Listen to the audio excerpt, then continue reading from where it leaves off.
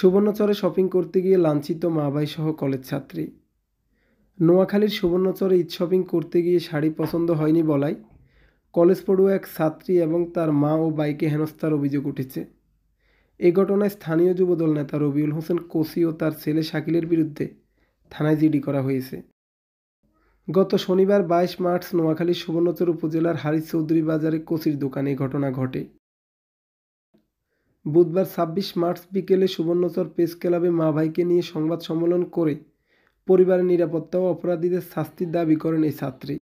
অভিযুক্ত রবিউল হোসেন কোসি সুবর্ণচর উপজেলার চরজুবলি ইউনিয়নের ৩ নং ওয়ার্ডের পশ্চিম চরজুবলি গ্রামের আব্দুল মান্নানের ছেলে। আব্দুল মান্নান চরজুবলি ইউনিয়নের ৩ নং ওয়ার্ড যুবদলের সাধারণ সম্পাদক ও হারিস চৌধুরী বাজারের প্যাশন ক্লথ স্টোরের মালিক। ভুক্তভোগী পরিবার জানায়, শনিবার বিকেলে মা সহ ঈদ শপিংয়ে যান ওই কলেজ ছাত্রী। কোসির দোকানে শাড়ি দেখে পছন্দ হয়নি বলায় তার ছেলে শাকিল মা মেয়েকে অশ্লীল কথা বলে উত্তপ্ত করেন। এতে বাধা দিলে তাদের দুজনকে হেনস্থা করেন। খবর পেয়ে কলেজ ছাত্রীর ছোট ভাই সেখানে গেলে তাকে মারধর করে যুবদল নেতা রবিউল হোসেন কোসি। এ ঘটনায় নিরাপত্তা চেয়ে থানায় সাধারণ ডায়েরি করা হয়েছে। অভিযুক্ত যুবদল নেতা রবিউল হোসেন কোসি সুবর্ণ টিভিকে বলেন, আমি দোকানে ছিলাম না। শাড়ি কিনতে এসে মা মেয়ের সঙ্গে আমার ছেলের তর্ক বিতর্ক হয়েছে। আমি দোকানে যাওয়ার পর ওই ছাত্রীর ভাই দোকানে গিয়ে উত্তপ্ত বাক্য বিনিময় করে। পরে তাদের সঙ্গে আমাদের হাতাহাতির ঘটনা ঘটে।